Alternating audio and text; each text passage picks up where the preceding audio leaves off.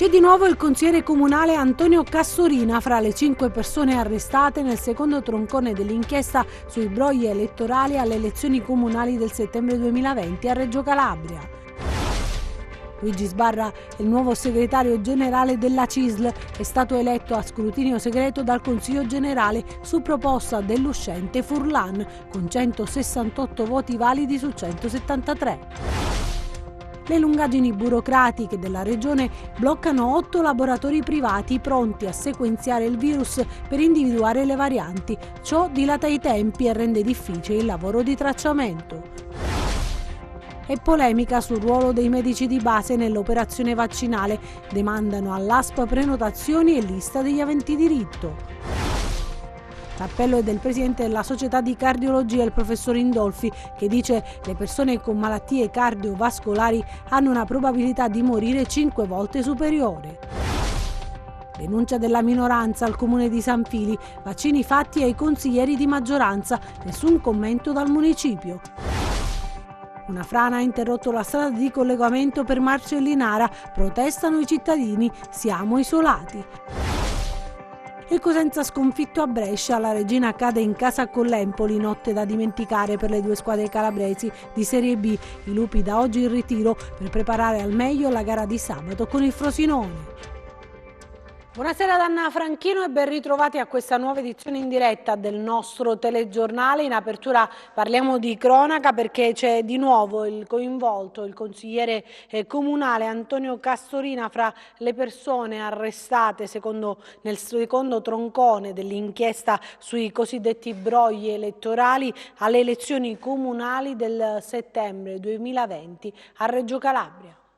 Nuovi sviluppi nell'indagine sui presunti brogli elettorali alle amministrative di settembre per il rinnovo del Consiglio Comunale di Reggio Calabria e per la scelta del sindaco fu riconfermato, lo ricordiamo, Giuseppe Falcomatà. Dopo il terremoto politico-giudiziario di qualche mese fa, nuovi provvedimenti restrittivi, 5 in tutto, sono stati decisi dal GIP di Reggio Calabria su richiesta della Procura cittadina. Ai domiciliari sono finiti Antonino Castorino, Giuseppe Saraceno, zio acquisito dell'uomo politico, Simone D'Ascola, Francesco Laganà, Antonio Fortunato Morelli. Per un sesto indagato, Antonino Covani, è stata decisa la misura della interdizione dai pubblici uffici. Le persone arrestate oggi con Castorina facevano parte del suo staff. Sono accusate di avere fatto ottenere tramite artifizi voti all'esponente del Partito Democratico in modo illegale.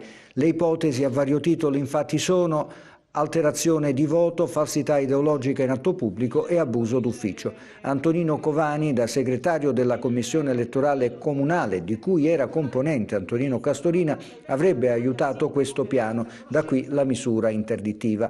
Nell'indagine, secondo quanto si apprende, entra anche l'attuale assessore comunale Demetrio Delfino. Da consigliere comunale, ci riferiamo alla precedente consigliatura, avrebbe sostenuto la nomina di Castorina a componente della Commissione elettorale, consentendo al collega di poter assumere decisioni che adesso sono allo studio degli inquirenti. Cambiamo decisamente argomento. Luigi Sbarra, il nuovo segretario generale della CISL, è stato eletto a scrutinio segreto proprio dal Consiglio generale su proposta dell'uscente Anna Maria Furlan con 168 voti validi su 173. Hanno ottenuto voti Luigi Sbarra 168. Luigi Sbarra risulta pertanto eletto segretario generale della CISL. Un lungo applauso per Luigi Sbarra, accolto così dalla platea come segretario generale della CISL, calabrese di 61 anni. Il suo impegno nel sindacato al fianco delle categorie deboli è stato sempre forte e autorevole. Sbarra, dopo 2 anni come aggiunto accanto ad Anna Maria Furlan, ha preso poi la parola e con un filo di emozione ha parlato del suo nuovo impegno e delle sfide da affrontare, soprattutto per il Mezzogiorno. Mai avrei creduto e nemmeno sognato, quando da giovane mi innamorai dell'attività sindacale, di poter essere eletto un giorno segretario generale della CISL. Spero davvero di essere degno della grande responsabilità che mi affidate, che assumo con umiltà e che mi riempie di orgoglio. C'è molto da costruire in modo inedito, un nuovo paradigma, un nuovo modello di sviluppo che mette in agenda rispetto sociale e rispetto ambientale, progresso economico e sostenibilità, innovazione tecnologica e ricerca, rilancio della sanità pubblica e della scuola, ammodernamento della pubblica amministrazione, investimenti sulle infrastrutture, sulla politica industriale, equità previdenziale e fiscale, politiche sociali, sostegno alla terza età e soprattutto tanta coesione sociale per unire il Paese e per viverlo come una grande comunità nazionale. Parliamo invece adesso di vaccini e di coronavirus, perché ci sono 8 laboratori privati calabresi che sono pronti a sequenziare il virus per individuarne le varianti, ma le lungaggini burocratiche bloccano tutto. Individuare la variante inglese in Calabria si potrebbe fare senza ricorrere a strutture fuori regione e attendere giorni e giorni per avere il risultato, come è accaduto per il caso della bimba di Mendicino, per la quale l'esito del tampone è arrivato dopo che la stessa si era già negativizzata. Ebbene, la regione, se avesse voluto, avrebbe potuto prendere in considerazione le richieste di accreditamento di ben 8 laboratori privati calabresi, tra questi anche quello dell'Università della Calabria, che hanno dato la propria disponibilità a sequenziare il virus. In questa fase, in cui anche nella nostra regione è stata certificata la circolazione della variante inglese del Covid-19, ben 11 quelli riscontrati, sarebbe fondamentale avere risultati immediati.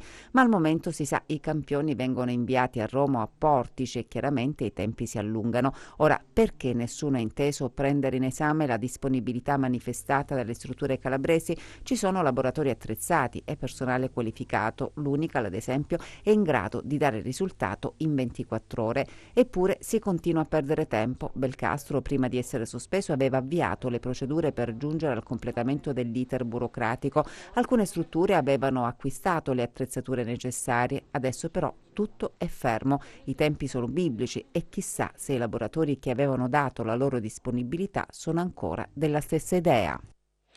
Ed è polemica, sempre parlando di vaccini, sul ruolo dei medici di base nell'operazione vaccinale. Demandano all'ASP prenotazioni e lista degli aventi diritto. La replica di Rosalbino Cerra. Aumentare le quantità di vaccini che si fanno in Calabria, questo è l'obiettivo per combattere il virus anche alle nostre latitudini. Nel calderone delle polemiche ci sono anche i medici di base. Noi siamo disponibili e stiamo solamente aspettando di essere chiamati a vaccinare nel nostro turno.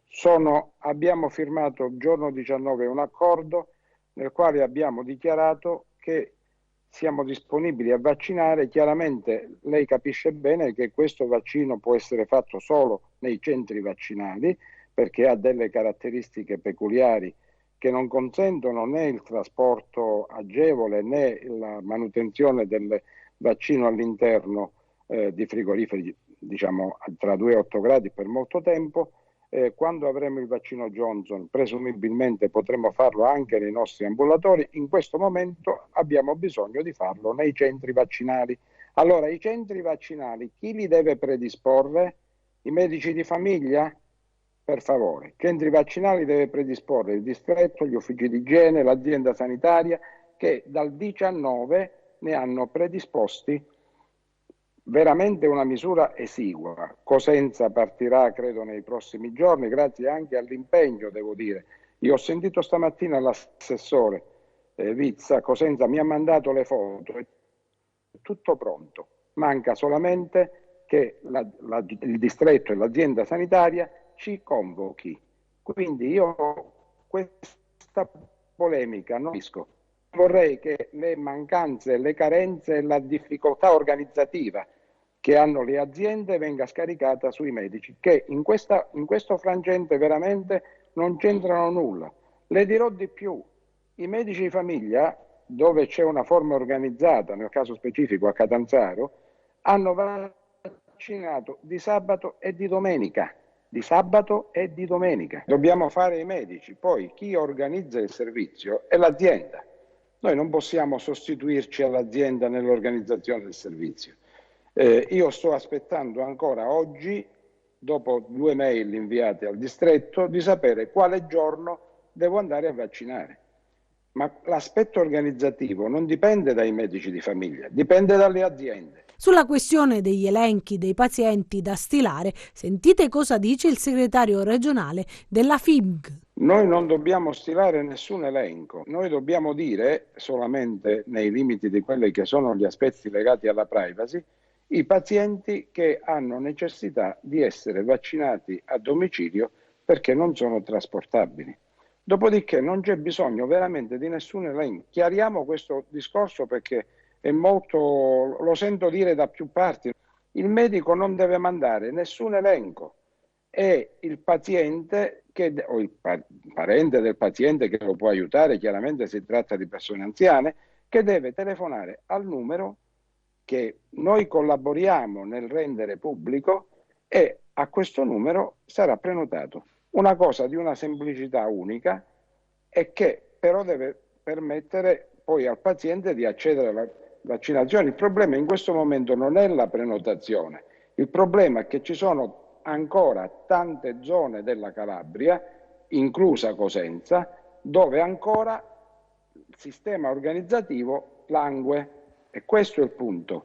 Allora devono darsi una mossa ad organizzare bene il sistema e a comunicarci quale giorno dobbiamo andare a vaccinare.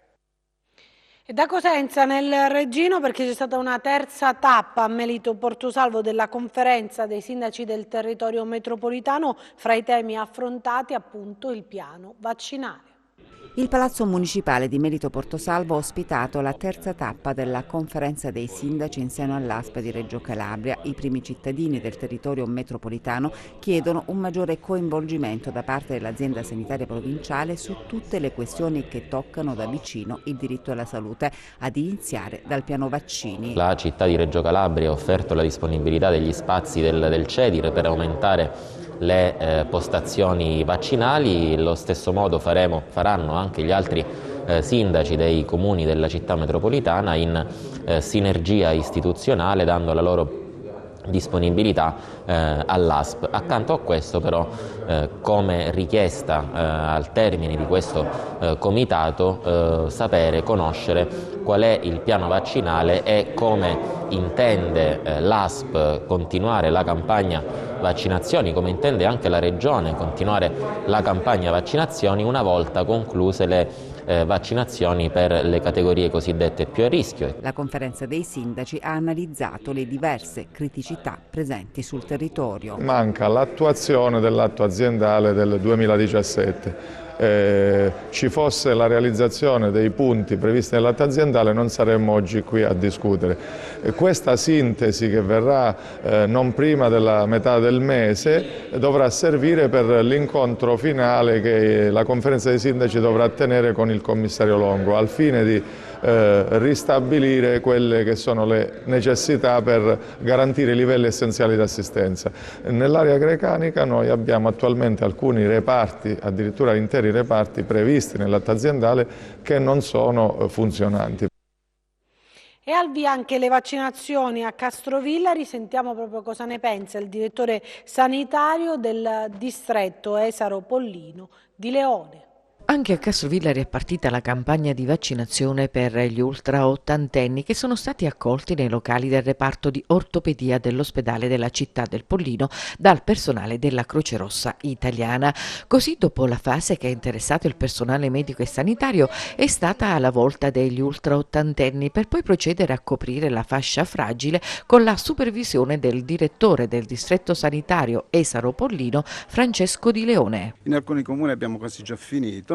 Continueremo con alcuni comuni in cui il numero degli ottantenni e degli ultra ottantenni è maggiore, per cui c'è la necessità di fare delle ulteriori sedute. C'è una task force a livello dell'azienda provinciale, il nostro commissario, il dottorella Regina, vuole che ci sia un meccanismo uniforme e omogeneo da seguire su tutto il territorio, stabiliremo il proseguimento. Pfizer e Moderna la stiamo utilizzando sul territorio, Castrovillari stiamo utilizzando anche il Moderna perché abbiamo avuto una consegna di una certa quantità di dosi.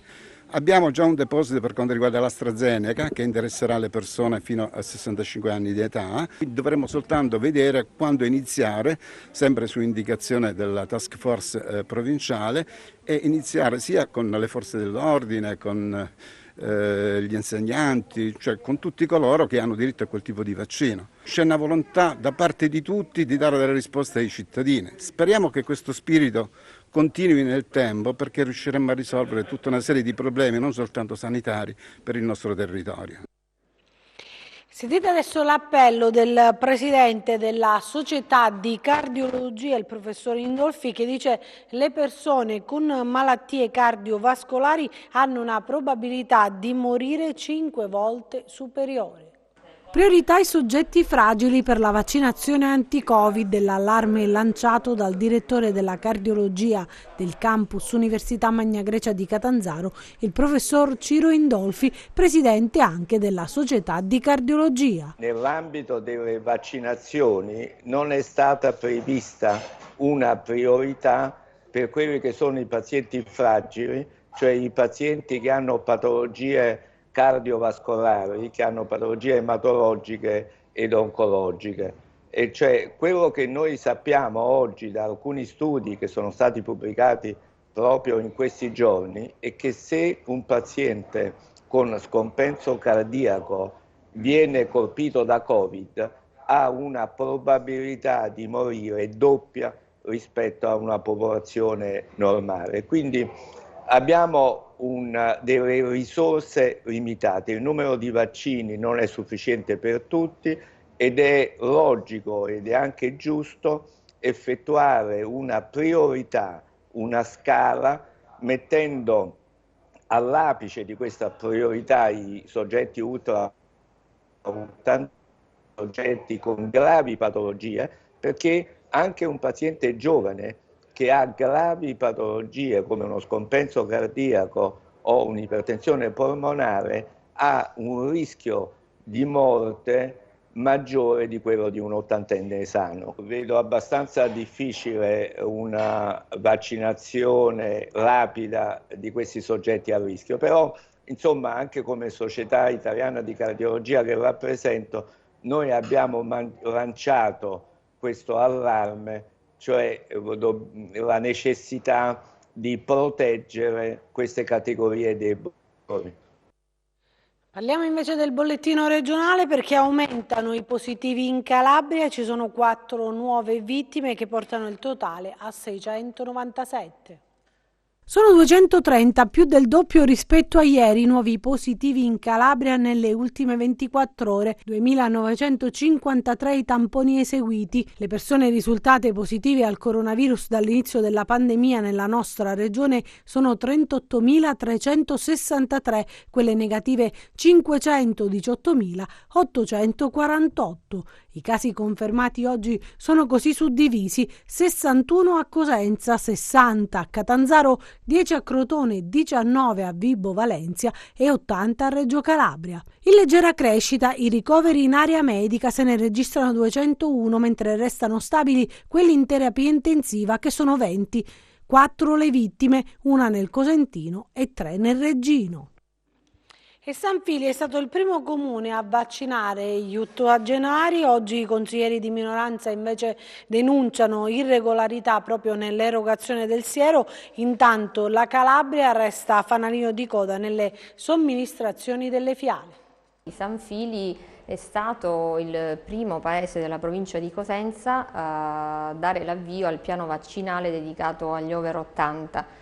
c'è stata una partecipazione massiva. Così parlava il sindaco di San Fili pochi giorni fa ai nostri microfoni. Il comune in provincia di Cosenza apre pista per le vaccinazioni agli over 80. Oggi sono i consiglieri di minoranza del piccolo centro, 2060 abitanti, a denunciare che alcune persone, tra cui consiglieri comunali di maggioranza e parte dei dipendenti dell'ente, sarebbero stati vaccinati senza averne diritto. I consiglieri Andrea Perrone, Danilo Mazzulla e Ivan Iantorno hanno segnalato le irregolarità e chiesto all'ASP l'elenco dei cittadini vaccinati. L'amministrazione comunale, da noi contattata, non ha voluto rilasciare dichiarazioni.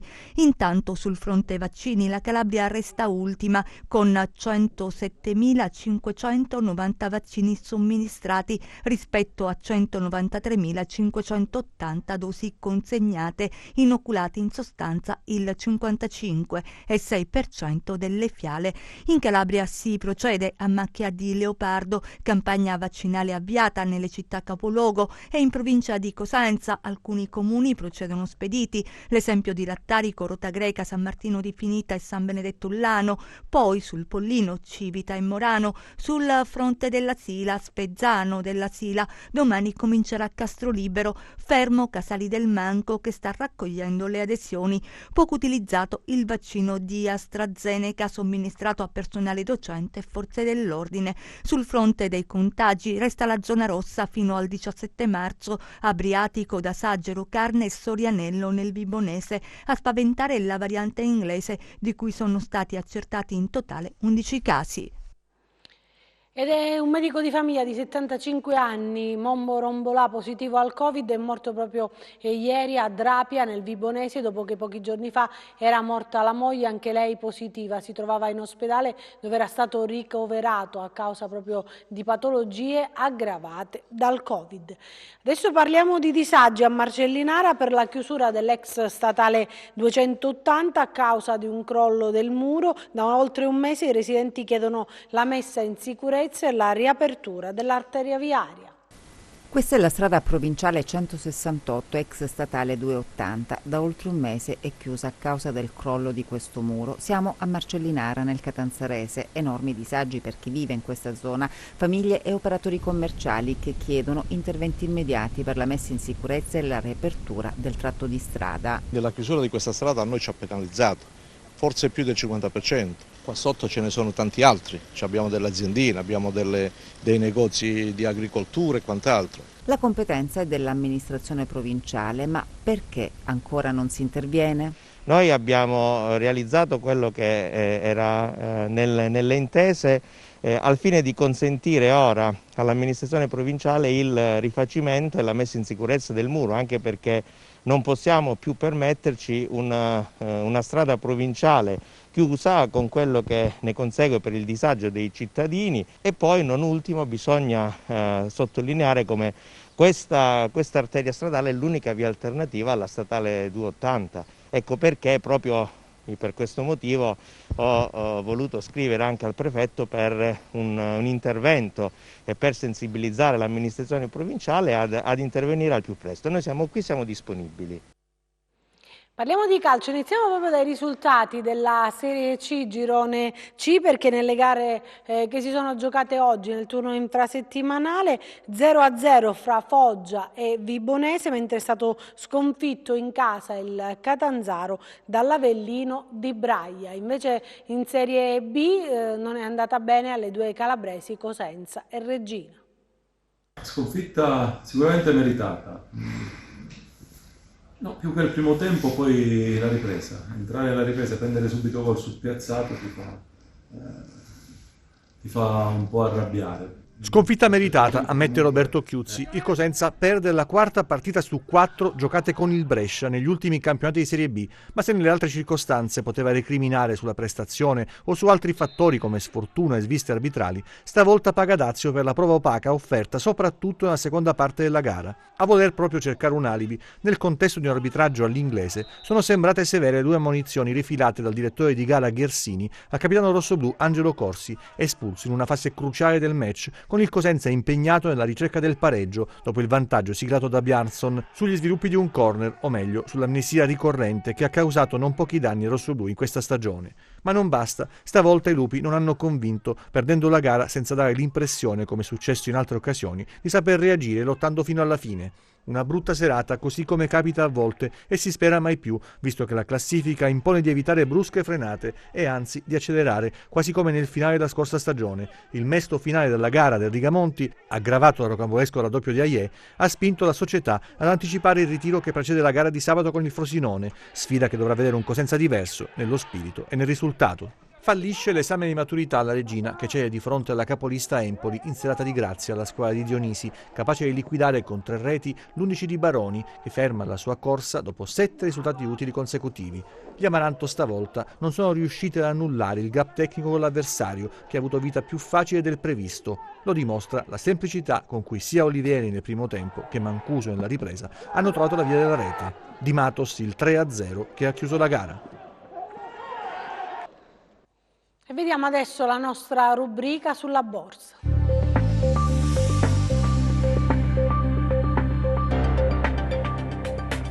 Chiusura contrastata per le borse del vecchio continente, parzialmente frenate nel pomeriggio dall'andamento di Wall Street. Joe Biden ha annunciato che ci saranno dosi di vaccino per tutti gli americani entro la fine di maggio. Nel frattempo si è aperto oggi il dibattito in Senato sul pacchetto di stimoli già approvato lo scorso weekend dalla Camera. L'indice ISM e servizi è poi risultato inferiore alle aspettative, attestandosi a 55,3 punti e indicando per il settore la crescita meno rapida degli ultimi 9 mesi. In mattinata sono giunti anche i dati di febbraio sul settore terziario dell'Eurozona, in contrazione a 45,7 punti. In Italia invece il PIL del quarto trimestre è diminuito dell'1,9% su base congiunturale, del 6,6% rispetto al quarto trimestre 2019. Tornano in primo piano gli interrogativi legati al balzo dei rendimenti obbligazionari e ad un'eventuale accelerazione dell'inflazione che potrebbe indurre le banche centrali a ridurre il proprio sostegno all'economia in anticipo rispetto alle previsioni. Così il FTSE MIB di Milano chiude le contrattazioni a meno 0,2%, debole anche l'Ibex 35 di Madrid a meno 0,3%, positivi invece il CAC 40 di Parigi e il DAX di Francoforte a più 0,3%, il FTSE 100 di Londra a più 0,9%, con quest'ultimo dopo l'annuncio sul budget 2021 da parte del Ministro delle Finanze. Nel frattempo negli USA avanza leggermente il Dow Jones a più 0,4%, mentre perdono terreno l'S&P 500 a meno 0,2% e il Nasdaq a meno 0,8%. Sul Forex l'euro-dollaro si attesta a 1,208, mentre il dollaro-yen sale a 106,9. Tra le materie prime salgono le quotazioni del greggio con il Brent a più 2,3% a $64,1 e il VTI a più 2,7 a $61,4. Il rendimento del Treasury decennale risale all'1,47%, trascinando anche gli analoghi europei. In questo scenario il BTP Bund si amplia a 104 punti base, con il rendimento del decennale italiano allo 0,74%. Tornando a Piazza Affari, fra le big cap si distinguono i bancari con Unicredit a più 2,5, Intesa a più 2,25, Banco BPM a più 1,9%, bene anche Buzzi Unicem a più 2,3%, scivola in negativo nel finale Stellantis a meno 0,2% nel giorno in cui ha comunicato i risultati 2020, la guidance 2021 e la proposta di dividendo da €1 miliardo. Sprofonda invece Amplifon a meno 8,35% dopo la diffusione dei conti, in calo anche Nexi a meno 2,9% e Inuit a meno 2,7%, quest'ultima nel giorno del CDA. Grazie e buon proseguimento di serata da Market Insight. E chiudiamo con le previsioni del tempo.